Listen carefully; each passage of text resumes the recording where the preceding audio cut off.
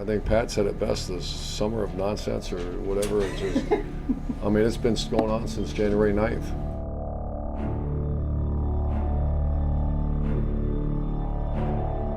Urban Meyer was not completely correct. I referred to it as the summer of stupid as we chased down stories that had nothing to do with football. Little did we know that it would continue all year in the season of the weird. Now, there was no question that this was the most anticipated season in Florida history, with the Gators being preseason #1, all their defensive starters back, and of course the great Tim Tebow returning for his senior year. But there's a lot of obstacles in the way. One of them was that Percy Harvin and Louis Murphy were no longer with the team. As a result, when the Gators opened the season, nobody was really sure what to expect from the offense. To go undefeated is not one of our goals. Our goal is to get to Atlanta. But they knew they were going to have a good defense. In fact, Florida's plan was to be dominant on defense, and they were for much of the season. The Gators rolled through the first game against Charleston Southern, and again, their second game against Troy, which ended up being the Sun Belt Conference champions. Florida easily won.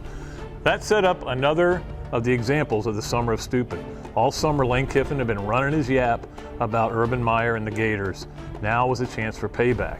But this is where it got really weird. Florida fans expected the Gators to win by at least 100 points, as if that could ever happen. I think there's so much pressure on this team to perform perfectly, and which is good. I mean, I'd rather be on that end than, boy, great job, we lost by 10. I don't want to do that. It didn't. The Gators did win 23-13, but of course could have won by more if Tebow didn't fumble down in the red zone. Now we had to deal with something else, the flu. It affected several Gator players who had to go up separately to Lexington, Kentucky. But another thing in the season of the weird, Tim Tebow suffered a devastating concussion during the game. As ESPN's cameras forgot there was a game going on and instead focused on Tebow vomiting into a red bag, the Gator Nation held its breath. Yeah, it was like my son. Imagine your son laying on the ground. My knees were shaking and I thought, my goodness.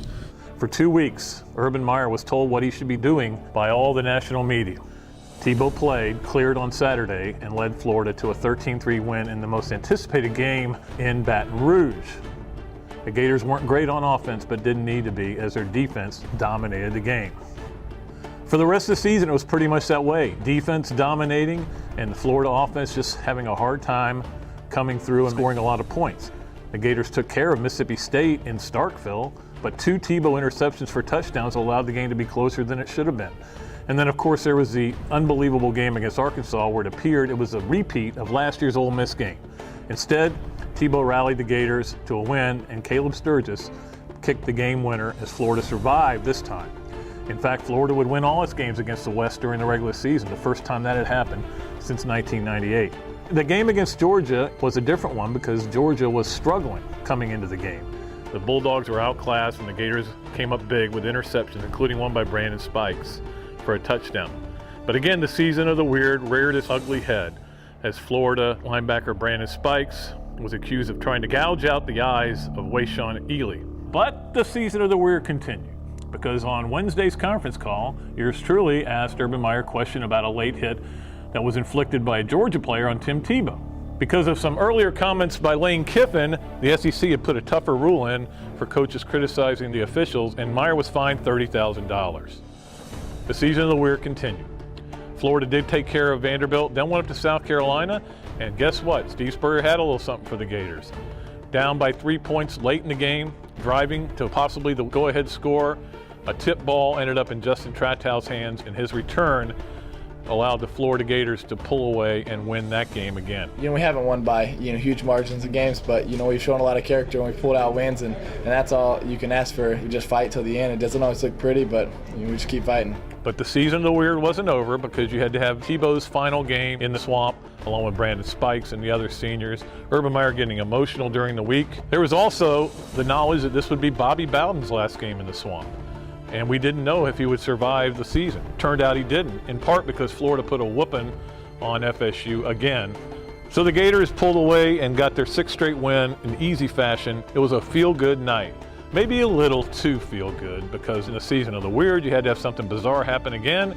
This time, Carlos Dunlap arrested for DUI very early Tuesday morning, and he was suspended for the game. Whether that affected Florida or not remains to be seen, but the bottom line was Alabama practiced for a year to get ready for that game. Late in the game, Tim Tebow was caught by the cameras and his image was put up on the big screen. He was crying because all of his dreams had vanished. It was a devastating loss for the Gators, and Alabama fans were enjoying every second of it. After the game, Urban Meyer seemed absolutely stunned. He answered questions, but he kept looking at the stat sheet as if he couldn't believe what had happened to his defense. We're kind of in a territory here we haven't been in a while, and that's got to regroup from a loss. Man, you're not going to win every game you play. This is not how we wanted to finish our season in the SEC, and there were a lot of goals we won't be able to accomplish, but it was frustrating. Later that night, after returning to Gainesville, Meyer checked himself into Shands Hospital with chest pains and not feeling well. He was treated and released and said he had to start taking better care of himself, but maybe it was just the season of the weird. So the season of the weird ended up 12-1, not bad. In fact, very good. Gator fans weren't real happy though because they wanted to go to Pasadena. Instead, some of them anyway, will be going to the Sugar Bowl in New Orleans. Hope to see you there.